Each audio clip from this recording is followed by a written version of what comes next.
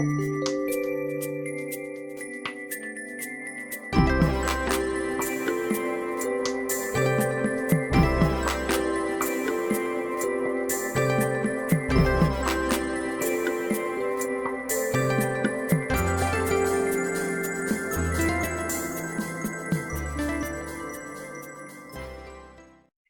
and welcome to Pandora Astrology's monthly horoscope for March of 2023. We are the astrologers of Pandora Astrology. I'm Jamie Miller. I'm in Berkeley, California. I'm Julia Mijas, and I'm in San Francisco, California. Let's take a look at what's happening for you in March. And by the way, Taurus, your birthday is coming soon. If you haven't scheduled your yearly birthday reading yet, there's still time to do it before your birthday, which is the most powerful time to do it. This lets you ritualize your personal New Year's moment and jump into your year empowered to make it the best one ever. It also comes with fantastic affirmations you can use all year to create your best life. You'll find a link for it in the YouTube description below.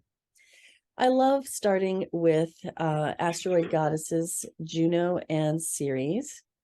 Ceres is retrograde now in Libra, and I warned you about this last month, that a financial rebalancing period was going to begin, and it's lasting for several months. It's going to go on through March and April, and it won't finish until early May. So Ceres in the 6th house of organization, Ceres bringing her financial sensibility, says that reorganizing, tidying up your finances, rejiggering your systems, your financial systems of how you keep records, how you run your money, how you budget, spend, and save. That is a really, really good use of this transit, because while Ceres is retrograde, chances are that finances get tangled up. I mean, maybe you have your bill pay set up perfectly, and then for some reason it's broken, and you need to set it up again. Or you need that, social security number of that contractor that works for you so you can 1099 them.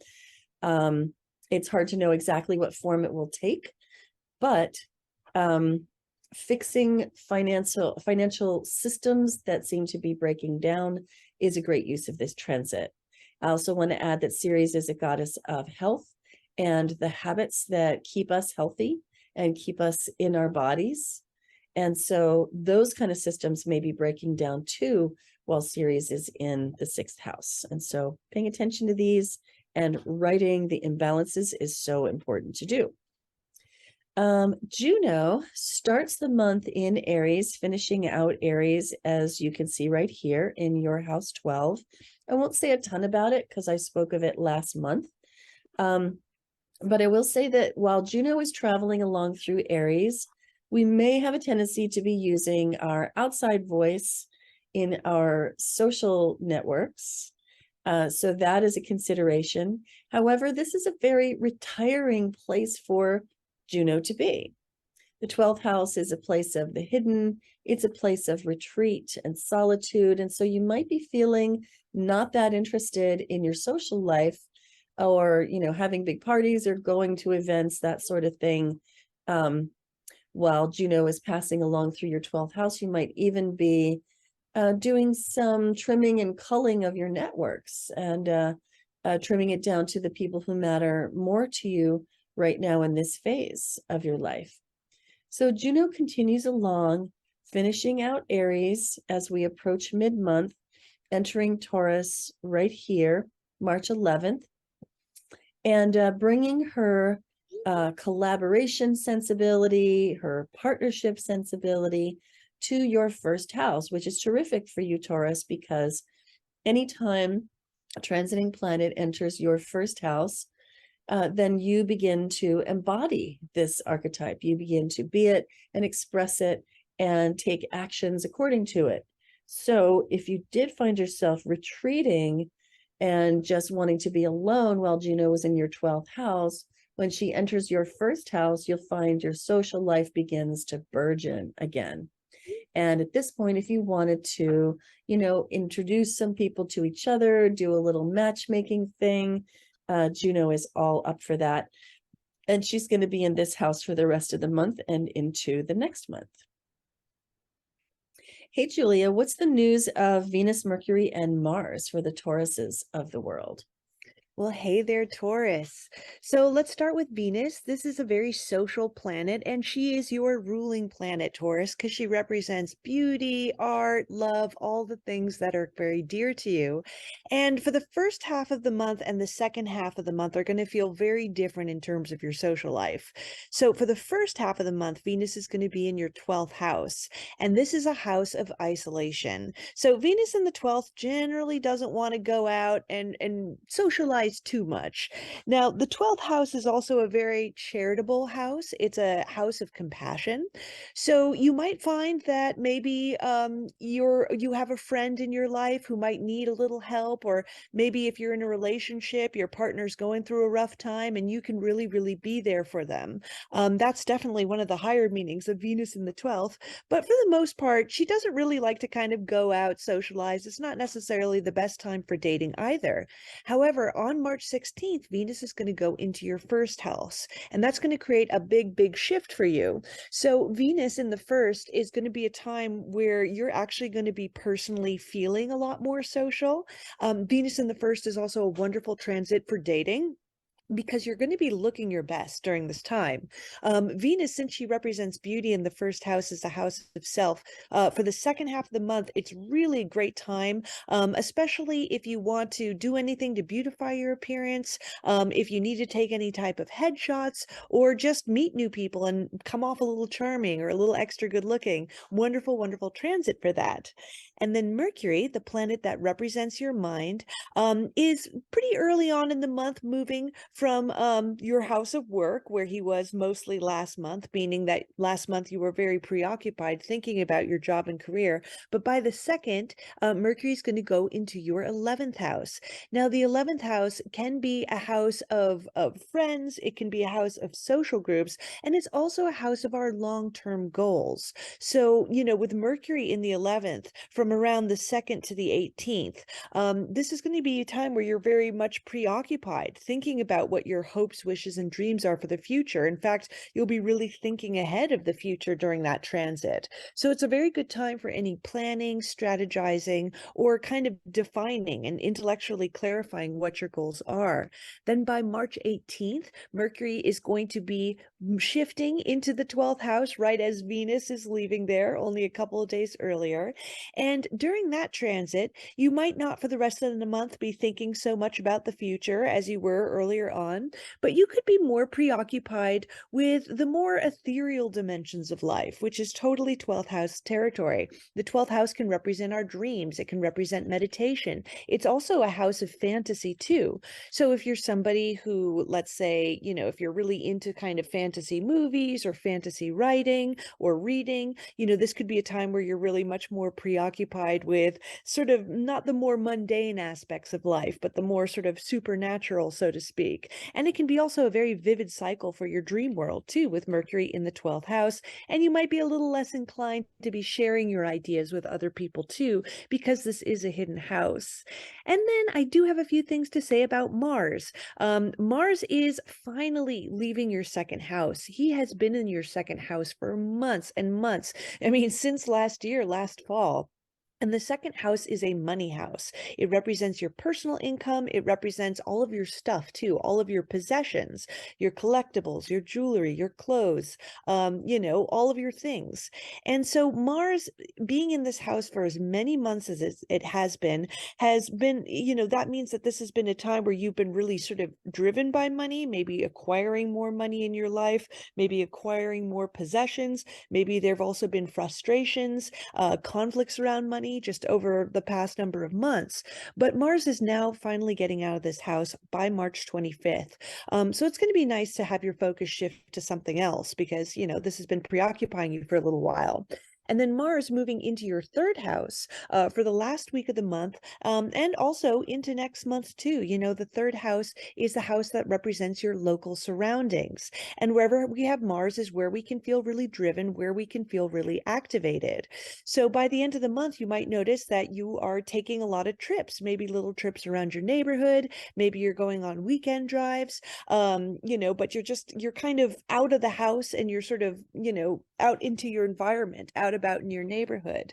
Now, the third house is a house of neighbors, and Mars is a planet where we could either do shared work together or run into some conflict as well. So this could be a time where maybe you're finding you're coming together with your neighbors for some kind of common purpose. Maybe you're coming together to do, to work on something or some type of project together, or it could be a time where you're running into some frustrations with them or from your neighborhood in general. And if you do have any brothers and sisters, then this time can be a little bit more crunchy with them. You might not be seeing so much eye to eye, but again, if you guys work on some type of project together, if you guys get out your energy together in a more constructive way, you can get a lot of stuff done with your siblings with Mars in the third house as well.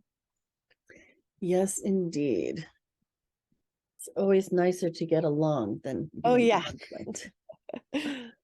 So I have a couple of moons to tell you about, starting with the full moon in Virgo, sun up here in your 11th house, moon in your 5th house. This full moon in Virgo has a lot of harmony with it, including Pallas Athena here and Uranus over here, but also a bit of stress in the form of that Mars that Julia's been talking about. We're calling this moon Shape and Mold in your quirky way. And this moon definitely promises a wonderful state of concentration for working on details, which would seem to support that Ceres retrograde in the 6th house that I mentioned before, in terms of giving you the attention span and the ability to be, sucked into working on details.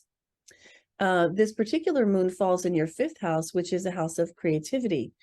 And I always like to think that when something in Virgo is in the 5th house, it brings this craftsman-like quality and can make it actually really fun to sink into the details. And this moon is really, really good for that. So anything else about this? There is some of that stress with Mars. So, and this is in the earlier part of the month. So financial frustrations could get in the way, or physical health frustrations could get in the way of your powers of concentration under this moon.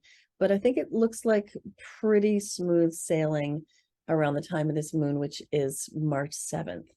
You can find out more about these moons on our forecast page at our website, pandoraastrology.com. The next thing I want to tell you about is the seasonal change happening on or around the 20th, depending on your time zone. Here you see the sun move into Aries, and what a pile up in your 12th house, right? Lots of planets placed in Aries, which is the 12th house for you, Taurus. And so this is really the signal of the beginning of your yearly mop-up period, where, and this is especially true for you if you have the sun in Taurus, although you do feel something very like it when you just have the rising in Taurus. So as the sun moves into the 12th house, there's this desire to take a back seat, to retreat, to back off from life, get some blessed solitude, as I like to call it, and take your energies inward. So this is a good month for that. The 30-day period that the sun spends in a sign and traverses a house is a really good time to put your high quality attention on the affairs of that house. And this is a deeply introverted house. So bringing your attention inward, perhaps into spiritual matters, spiritual practices, or focusing on your dream life or intuitive life would also be really good uses of this transit. Definitely don't drink too much. That's a 12th house failing for sure. Yeah, right. So then we see the new moon actually happens right away. Depending on your time zone, the sun may move on into Aries here on March 20th, and then pretty immediately after that, on or around March 21st, we see this new moon in Aries, which we probably get a better view of if I just make this a little bit earlier. So there you can see moon and sun together at 0 degrees Aries in the 12th house. This new moon we're calling Clear Your Head and Begin Your Expedition. And we're calling it that because of a quote from a mountain climber, W.H. Murray, that I speak of in that moon recording, where he's quoting Goethe's, quote about boldness that you've heard before. Boldness has power in it. You should do it, right? And this moon has very much that feel of starting over, fresh beginnings, with a lot of energy and vigor, especially because this moon is here at 0 degrees Aries, which is the absolute beginning of the zodiac, as Julia said in our video about it. So this moon has a bit more stress than the other moon, but it has so much vigor and so much energy and so much really like unstoppability to it that it's definitely a moon that you're going to want to utilize. And landing in the 12th house as it does might seem like a frustrating position to have a new moon, but I think that you, Taurus, really enjoy beginning before the beginning, which is to say that when you plant the seeds for something and you plant them in the dark place that is the 12th house, which is at one and the same time the final phase of the previous cycle and the germinating phase of the upcoming cycle, it's almost like you're beginning before others do, so that you can proceed as slowly as you want to once you actually get yourself into the project. So this particular moon is really, really great for beginning something and for deciding what that thing is that you're going to begin with energy and vigor and drive. If you love Pandora Astrology's free and informative horoscopes, please do hit that like button, subscribe to our channel, and share our horoscopes with your friends. Horoscopes are fun, but they're also really general. If you want to explore this month's themes more personally, we'd love to meet with you in a real live reading where you can gain powerful insights and learn what you need to make the big decisions in your career, family, or relationship. You'll find the link in the description below. Enjoy this beautiful springtime, and until next time, we'll see you around the cosmos. Bye-bye.